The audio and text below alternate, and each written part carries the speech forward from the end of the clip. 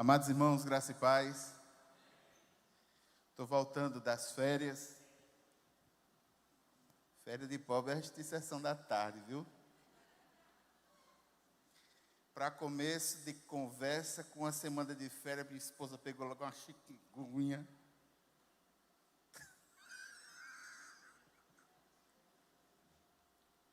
Foi bom porque eu descansei, mudei alguns ares. Terminei de ler 2 livrinhos que eu estava lendo, li mais 3, minha viagem é outra, né? Fiz umas reformazinhas lá em casa, que só a graça de Jesus, coisa ruim você fazer reforma. O pedreiro disse, não, isso aqui não tem problema não, olha aqui. Aí quando ele meteu a colher no negócio lá, caiu o reboco todinho, estou vendo. Não tem problema nenhum aí não. Aí entraram em contato os sindicatos das coisas, começou a quebrar as coisas, uma por uma, assim, Eu acho que o Senhor me deu férias, louvado seja o nome do Senhor, para eu poder suportar, né, passar isso. Mas graças a Deus estamos aqui. Irmãos, nós fomos incumbidos de falar sobre mordomia. Como foi pregado hoje pela manhã, o pastor Tomás falou sobre isso. Isso é um dos mais importantes temas práticos da doutrina cristã.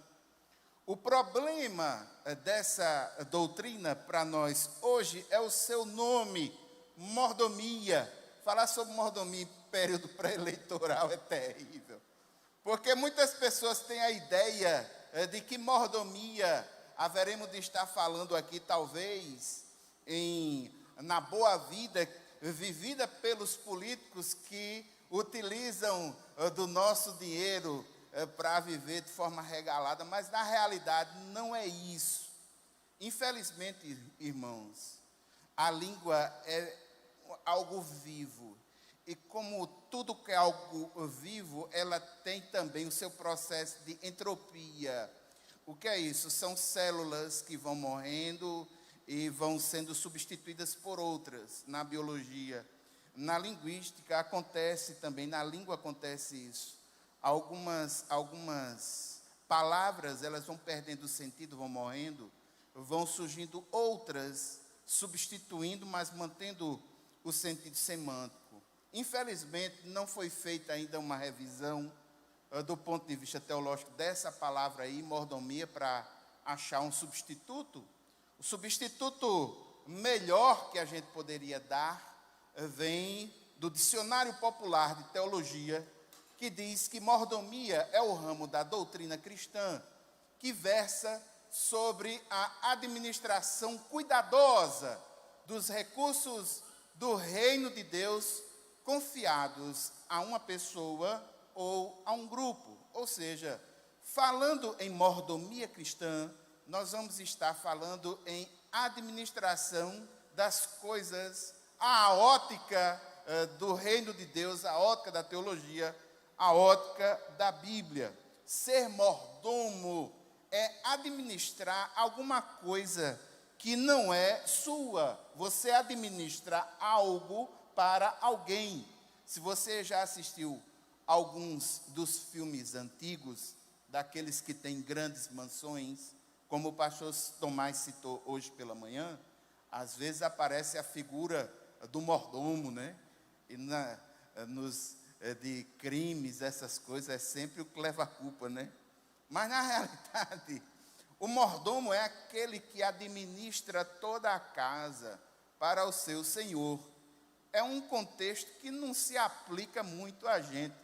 Muitos de nós moramos em ambientes que, quando muito dá, talvez dê 200 metros quadrados de área. Isso aí, o mordomo é para grandes mansões, com muitos empregados, em que o dono da casa não sabe nem onde botar meia. Aí tem que ter alguém que coordene tudo isso. Mordomo, a palavra mordomo está ligada diretamente ao grego que determina a questão de casa, icodomos, que é aquela ideia, que é a palavra que gera para nós, inclusive, economia, por exemplo. Então, aí tem a ver com administração, tem a ver com princípios para o dia a dia da vida.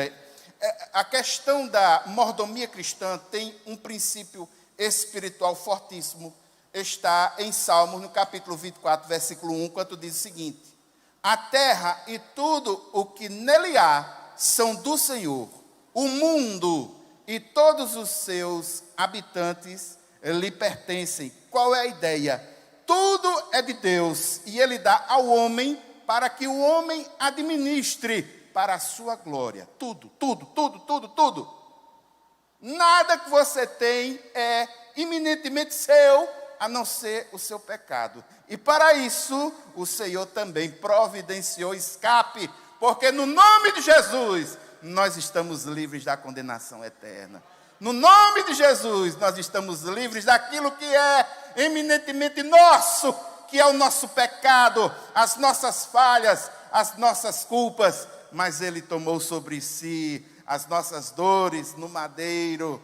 O pecado, aquilo que nos traz a paz, estava sobre os seus ombros. Pelas pisaduras dele, nós fomos sarados. Estamos livres da condenação eterna do pecado. O princípio é esse: tudo é de Deus, a glória é de Deus. E se vivemos para a glória dele. E se dele recebemos algo, devemos administrar como se tudo fosse para ele. O princípio de corandeu da teologia reformada. Irmãos, é interessante também, inclusive, na doutrina da mordomia cristã, no seu sentido mais simples, reconhecer 4 pontos fundamentais. Em primeiro lugar, nós precisamos reconhecer a soberania do Deus Criador sobre todas as coisas e zelar por elas para a glória dele. Esse é o primeiro ponto que nós precisamos identificar. Foi Deus quem fez tudo.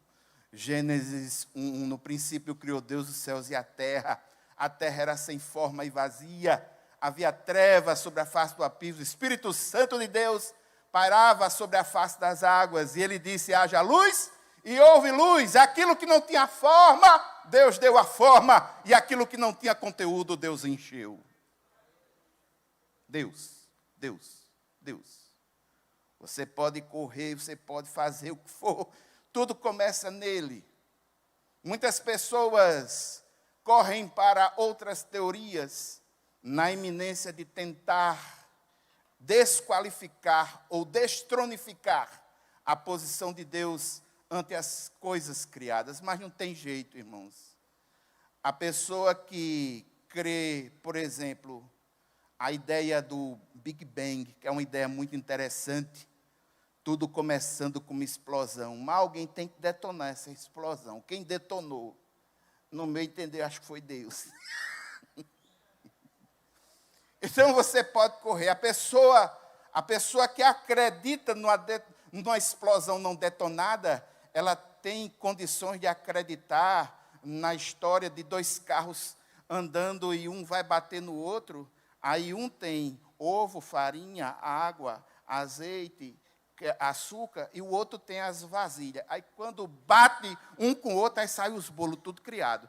Se você acredita em um Big Bang, que Deus não está nele, você acredita nisso que eu falei. Mas não tem como, irmãos, não tem como nós excluirmos a ideia de que existe um Deus todo-poderoso, sábio, onipresente, onisciente, onipotente, imanente, porque ele não é como muitos pensam, aquele que criou tudo, deu corda e deixou para lá. Não, muito pelo contrário, ele se importa com a coisa criada, ele se importa com aquilo que ele fez, ele conhece cada um de nós, ele conhece as nossas dores. Mas nós precisamos reconhecer de fato que Ele é o Senhor, que Ele é o Criador. Se não reconhecermos de fato que Deus é o Deus Todo-Poderoso, a doutrina da mordomia cristã será apenas uma teoria para cada um de nós.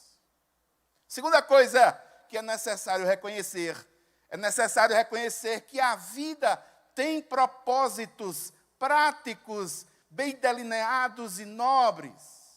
Deus criou o homem como um agente moral, com o propósito de glorificá-lo e cuidar em executar o nosso mandato cultural. Então, irmãos, quando o Senhor Deus criou tudo, criou todas as coisas, ele deu funções ao homem. Se você olhar no livro de Gênesis, logo no início, ele deu a incumbência que o homem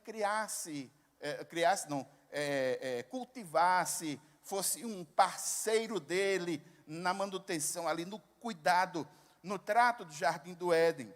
Então nós precisamos reconhecer, irmãos, que se não for para a glória de Deus, tudo aquilo que nós fazemos é de propósitos muito pequenos, mesquinhos, tacanhos. São coisas que podem se transformar em até muito egoísta, muito voltado para si. A partir do momento que nós começamos a olhar o mundo e tudo aquilo que está no nosso entorno na ótica de um Deus todo-poderoso, tudo muda. Tudo muda. Nós temos propósitos nobres.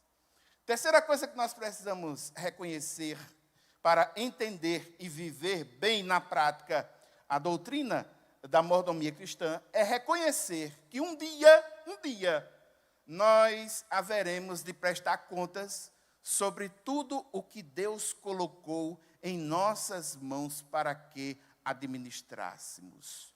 O nosso ser, os recursos financeiros, materiais, a prática devocional, a família, os talentos, a influência, o tempo, todas essas coisas, irmãos, que o Senhor nos dá, um dia nós vamos prestar contas a Ele de tudo aquilo que Ele deu. Se não houver prestação de contas e se não tivermos o real reconhecimento dessa prestação de contas dentro de nós, nós vamos nos tornar irresponsáveis com aquilo que Deus nos dá. É um fato. É um fato. Eu não estou sendo acompanhado por nenhum nutricionista. Eu não estou indo mais na academia de ginástica. Inclusive, no mês de julho agora eu fiz um jeitinho para ainda, sei lá, fazer alguma atividade física, mas não tive condições. Eu não tinha a quem prestar contas do meu peso. Não teve boquinha não, irmãos. Aumentei de peso na séria. Se você não tem a quem prestar contas, isso aí dá uma grande possibilidade a que aquilo que você se comprometeu, simplesmente você não faça. Você não tem a quem prestar contas. A doutrina da mordomia cristã não faz sentido se nós não entendermos que existe um Deus todo-poderoso que um dia vai chegar assim: ei, meu irmão, é o seguinte, foi te dada a possibilidade de tu agir assim, tu fazer assado.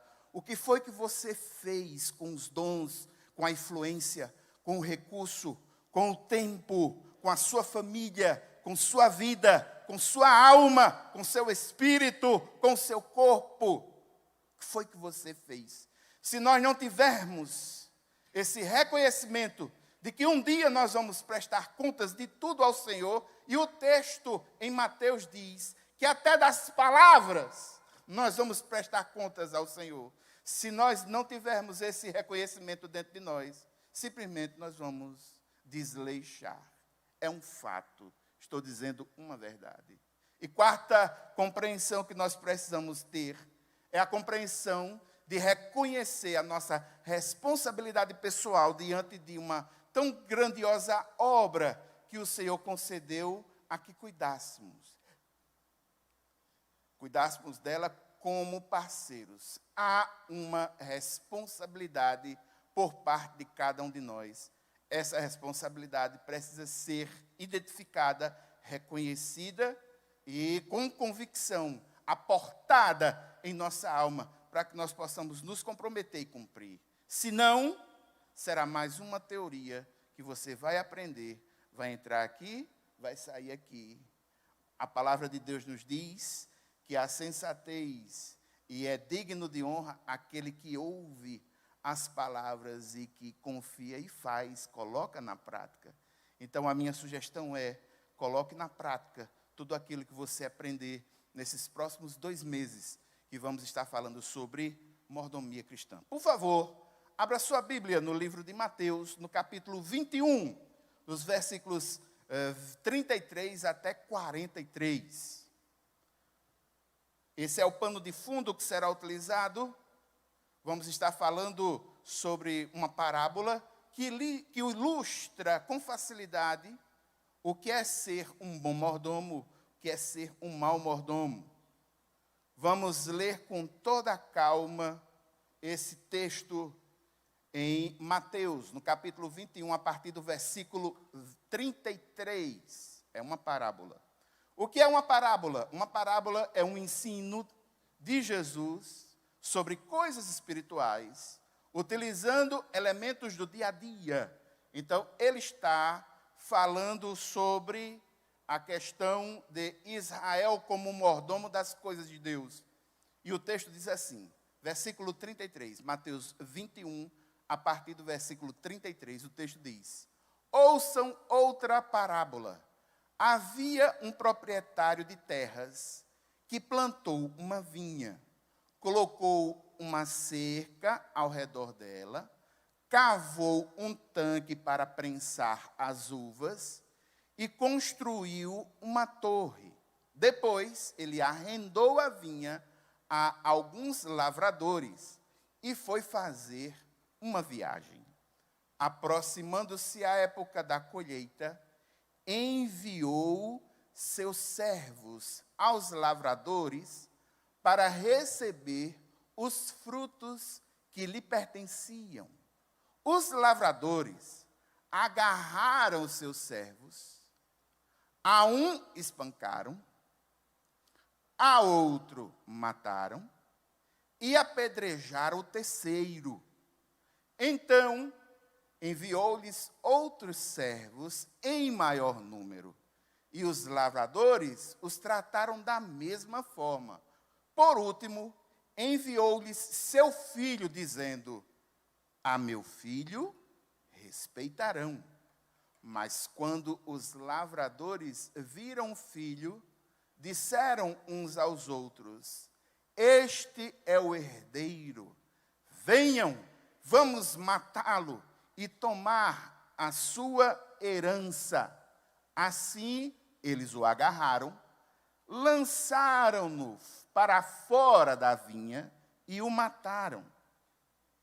Portanto, quando vier o dono da vinha, o que fará àqueles lavradores? Responderam eles: matará de modo horrível esses perversos e arrendará a vinha a outros lavradores que lhe deem a sua parte no tempo da colheita.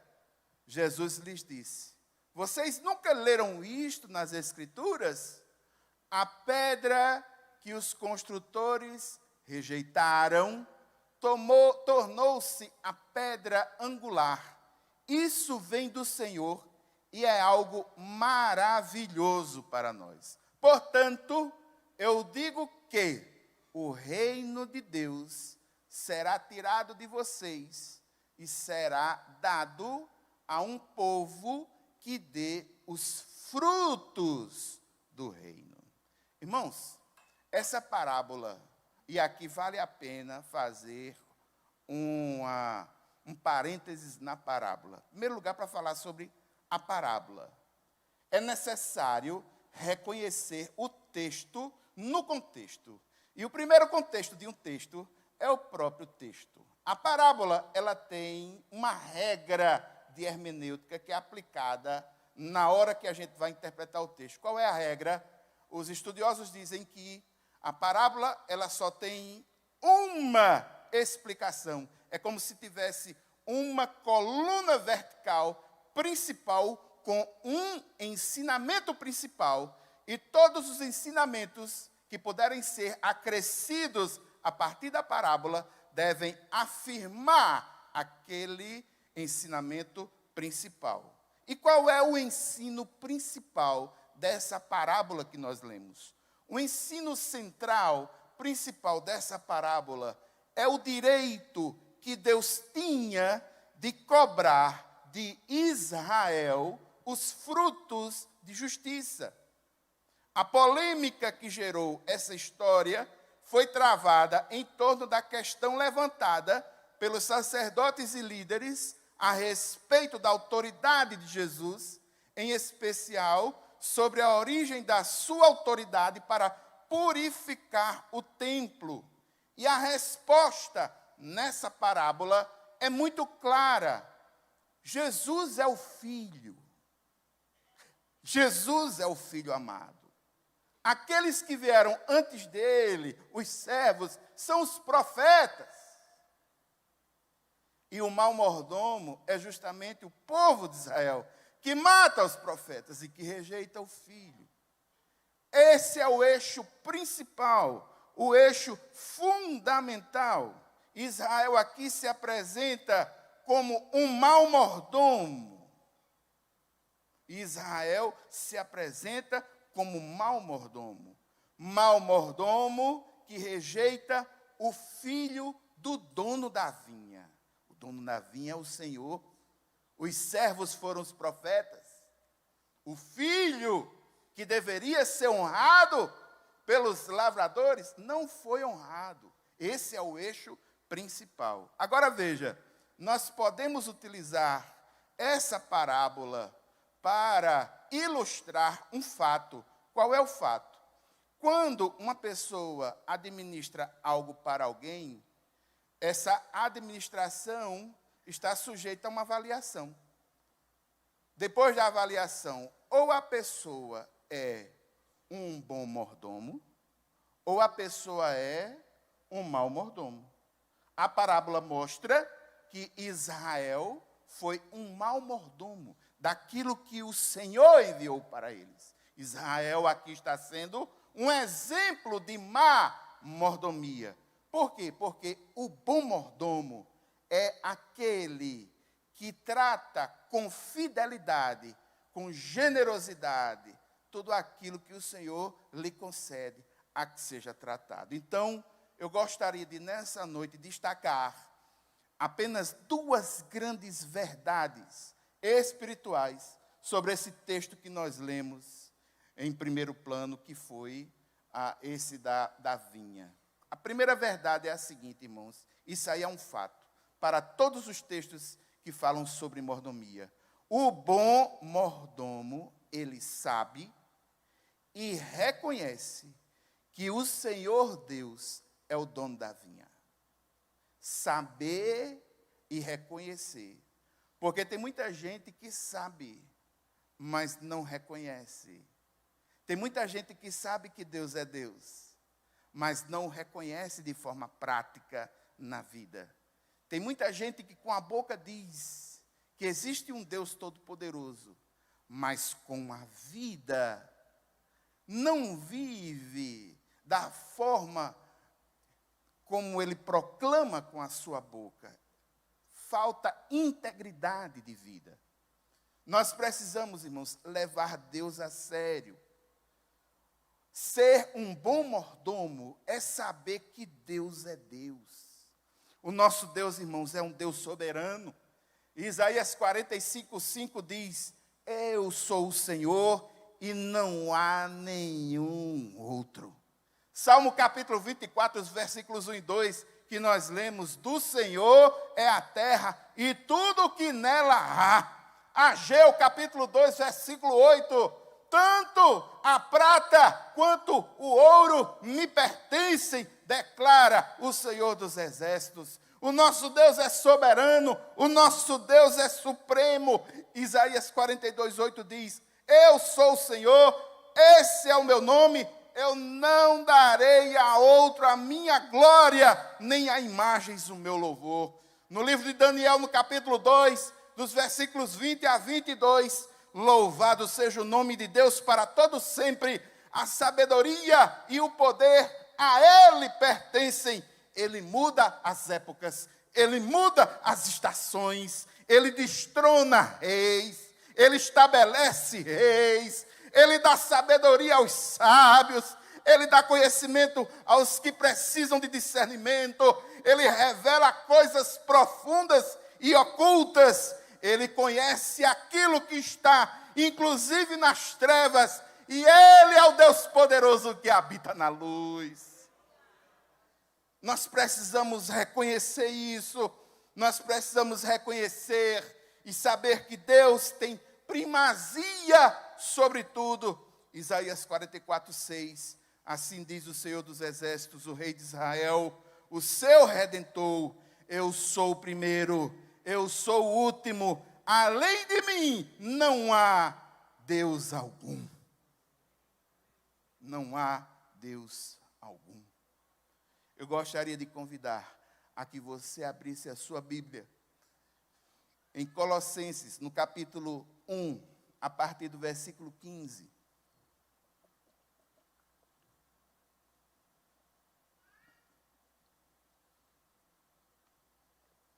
Colossenses, no capítulo 1, a partir do versículo 15. Jesus, o nosso Senhor.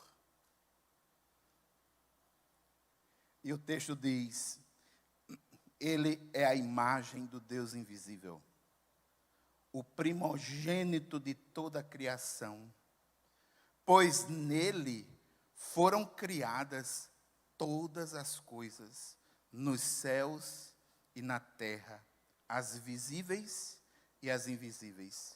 Sejam tronos ou soberanias, poderes ou autoridades, todas as coisas foram criadas por Ele e para Ele. Ele é antes de todas as coisas e nele tudo subsiste, ou seja, tudo encontra suporte. Ele é a cabeça do corpo, que é a igreja. É o princípio e o primogênito dentre os mortos, para que em tudo ele tenha a supremacia. Ele tenha a primazia. Aqui, irmãos, o quanto de primazia Deus tem de fato tido em nossas vidas. Quem é que tem determinado a nossa agenda? Quem é que tem determinado o nosso estilo de vida? Quem é que tem determinado aquilo que são as nossas metas, os propósitos pelos quais vivemos? Quem é a motivação principal que está em nosso coração e que nos faz todo dia de manhã cedo se levantar e dizer: em nome de Jesus, haverei de vencer as dificuldades, as barreiras? O que é que está sendo a base das tuas convicções? Em quem você tem de fato depositado a sua fé? Essa é a reflexão que nós precisamos fazer. Os bons mordomos, eles reconhecem que Deus é Deus, mas os maus mordomos não reconhecem isso. Sabem que Deus é Deus, mas não reconhecem de fato. Os maus mordomos dessa parábola que nós lemos não reconheciam o Senhor da vinha, agiram com o seu coração cheio de rebeldia e cheio de ganância. Eles não exerceram misericórdia nem bondade para com os servos. É razoável entender que eles estavam usurpando a autoridade, usurpando o nome do dono do Senhor da vinha, quando não fizeram a vontade dele. Essa parábola, irmãos, que nós lemos, ela ilustra a maldade dos líderes religiosos de Israel, que com sua ganância contaminaram a propriedade de Deus, foram rebeldes contra a vontade do Senhor.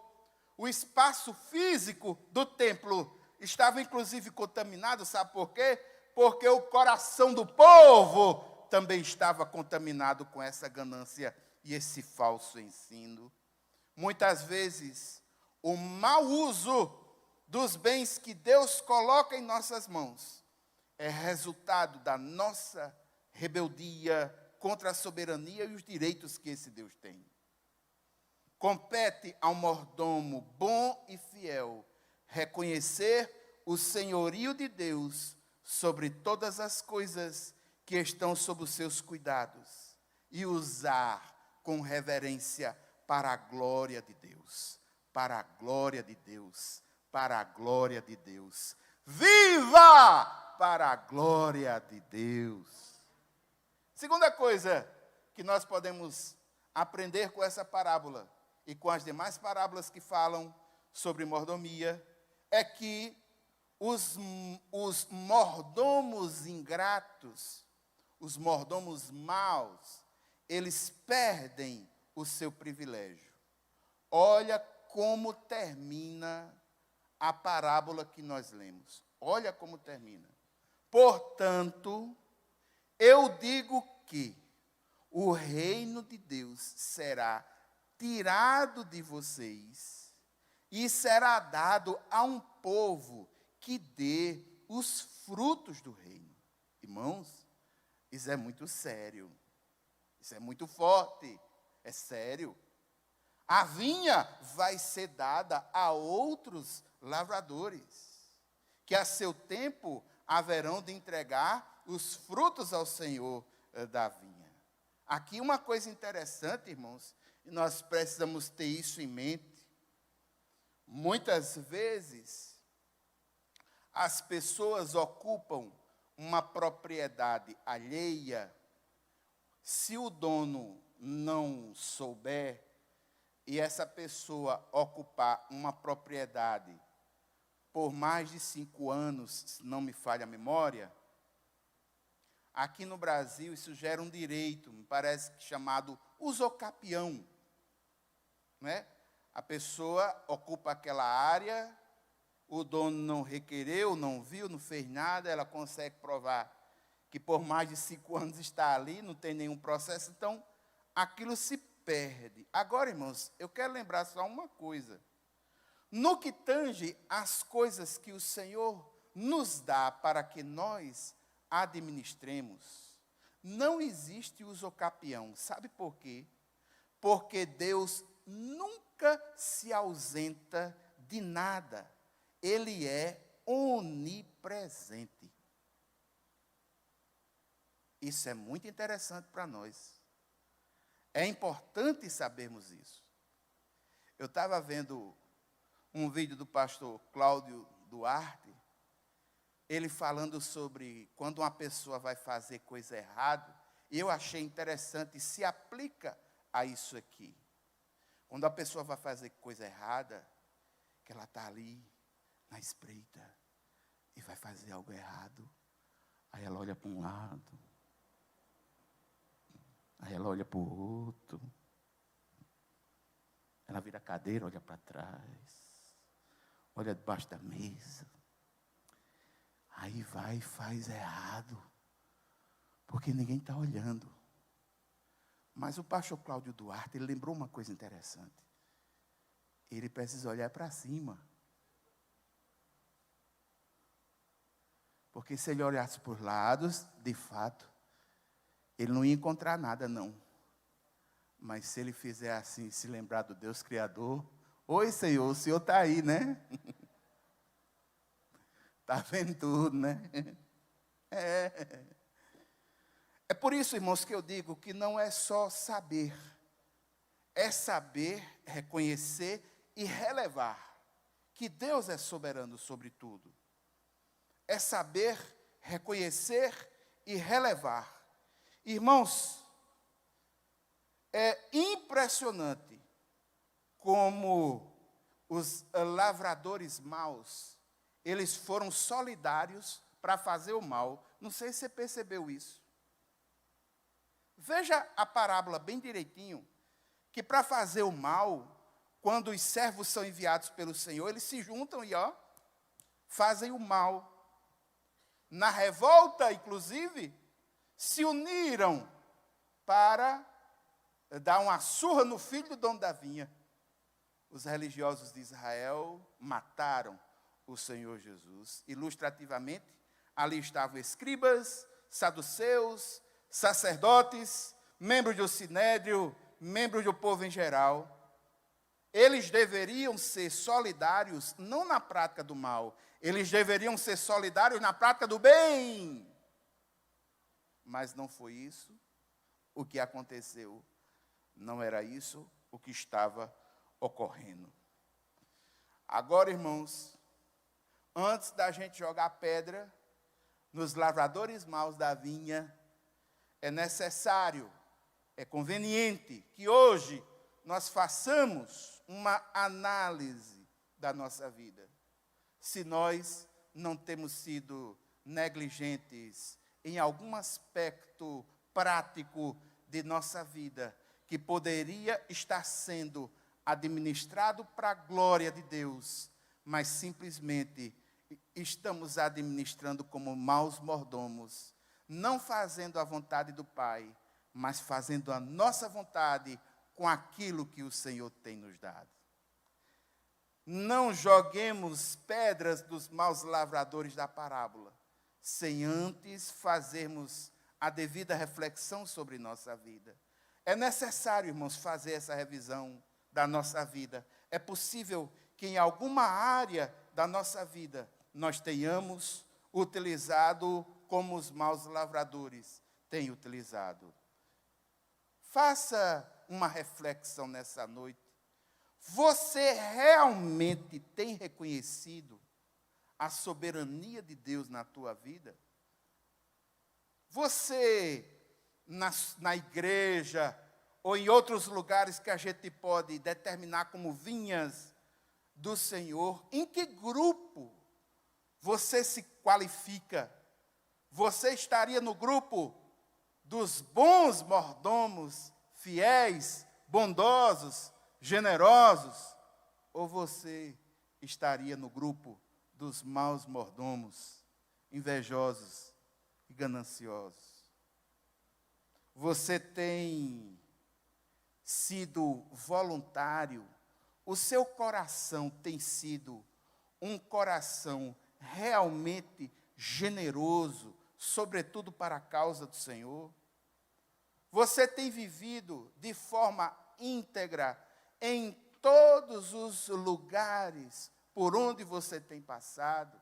Você é um agente de paz, é um agente de Deus em todos os lugares por onde você tem andado? Qual é a visão que as pessoas têm tido daquilo que você faz? Porque muito daquilo que você faz, irmãos, espelha muito aquilo que você é. Nós colocamos para fora aquilo que nós somos. A boca fala aquilo que o coração está cheio. A nossa agenda é repleta e cheia daquilo que nós mais valorizamos. Faça uma análise. De fato, Deus tem sido o principal na sua vida? Que nós possamos entender que todas as coisas que o Senhor nos deu sejam administradas para a glória dEle, e que nós possamos pedir forças ao Senhor para que em alguma área da nossa vida, se estivermos administrando mal, que nós possamos, com a ajuda do Espírito Santo de Deus, corrigir as nossas rotas, corrigir a nossa vida. De fato, irmãos, muitas coisas, elas podem ser administradas para a glória de Deus. Como o pastor Tomás falou hoje pela manhã, e como a grande maioria dos estudos que falam sobre mordomia versa, o nosso corpo pode ser administrado para a glória de Deus. Lembre-se disso. O seu corpo não é seu. O seu corpo é templo do Espírito Santo. Administre bem as suas emoções, seus sentimentos, a sua alma, aquilo que vai para dentro de você. Provérbios 4:23, sobre tudo o que se deve guardar, guarda o teu coração, porque dele procede as saídas da vida. Irmãos, nós precisamos administrar bem a nossa saúde, o nosso corpo físico. É um fato. Eu sei, irmãos, que essa é uma batalha muito grande. Eu não posso negar, o meu biotipo já mostra que eu tenho batalhado muito. Mas em nome de Jesus, um dia eu vou conseguir.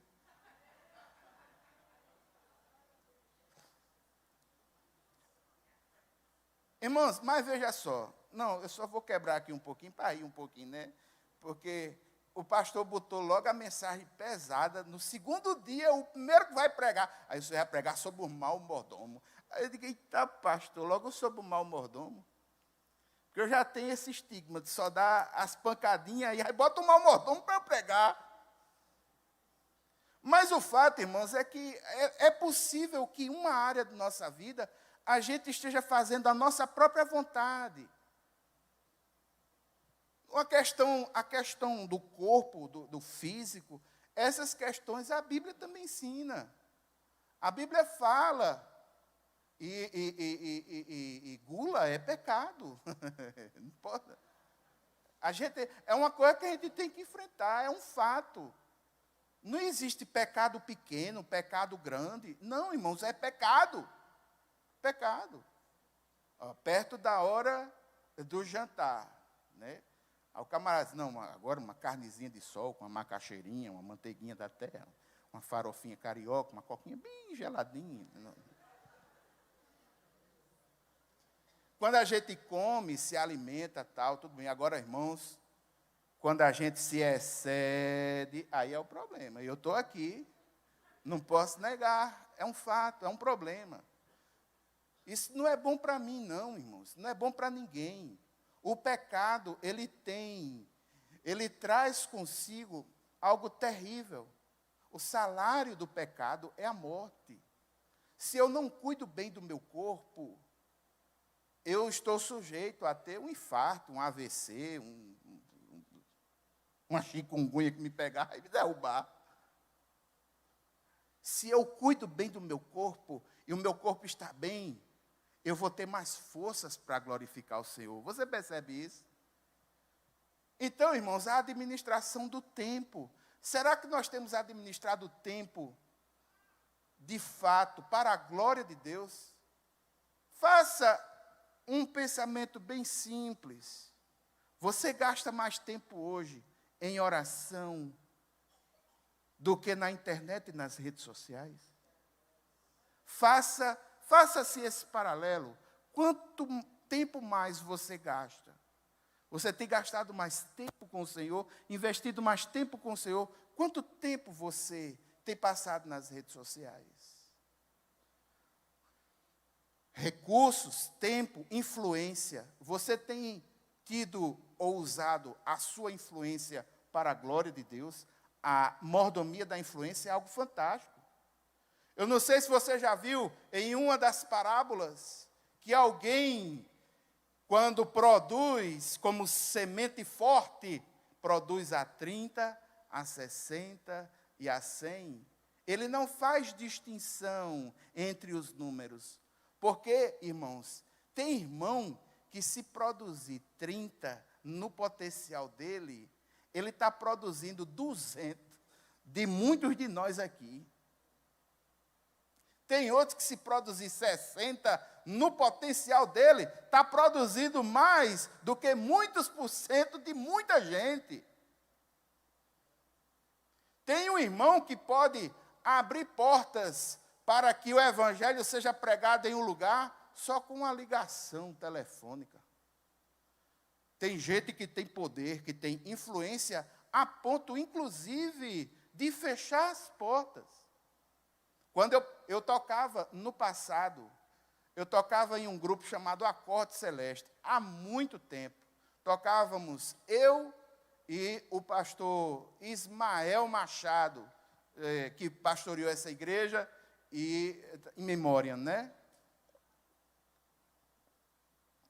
Eu tocava no teclado, Ismael, recém-formado do curso de Direito, e a gente fez uma espécie de viagem missionária. Eu não sei se você estava, Mário, nessa viagem missionária. Mário está ali, participou, era Paz com Deus, o grupo que Mário cantava. E houve uma cidade que a influência do padre na cidade era tão grande que nós não conseguimos fazer o culto na praça pública. O nome da cidade era Malta. E nós tivemos que fazer o culto, sabe aonde? Na periferia da cidade. No lugar a esmo. A iluminação era pouca. Ismael A gente tem que falar com não sei quem, não, isso não pode. O direito, nós temos o direito. Meu irmão, esquenta não. Deus vai agir. E agiu mesmo. Aquele lugar, irmãos, foi onde o número maior de pessoas teve um encontro com Jesus. 7 pessoas tiveram um encontro com Jesus num trabalho evangelístico no sertão. Só quem é do sertão sabe o que é isso que eu estou dizendo. É muita coisa. Mas existe uma coisa, irmãos, que nós não temos condições de administrar por nós mesmos. Por melhor que você seja, você pode ir a um coach, você pode ir a fazer um seminário no Sebrae, você pode ir para onde você for, mas existe uma coisa que você nunca vai conseguir administrar se Deus não estiver com você. Sabe o que é?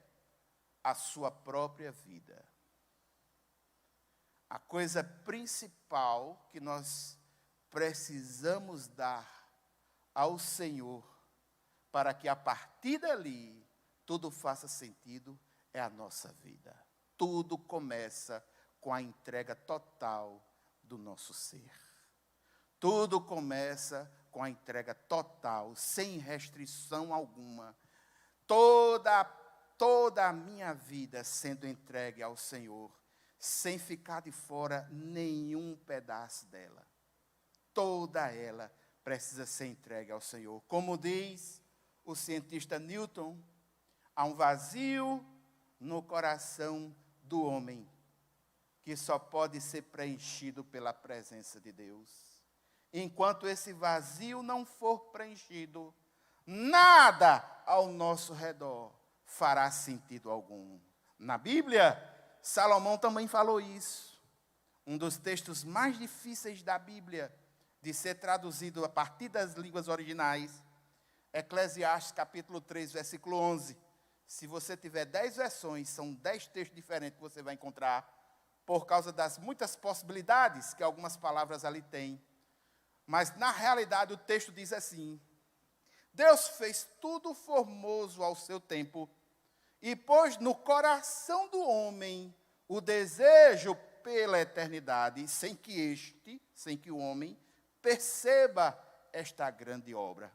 Você tem dentro de você um vazio que só pode ser preenchido pela presença de Deus.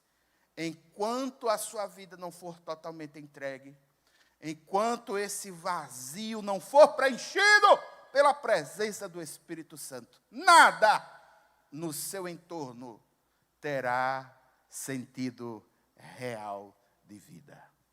Eu gostaria de pedir aqui aos irmãos ficassem em pé para um momento muito importante.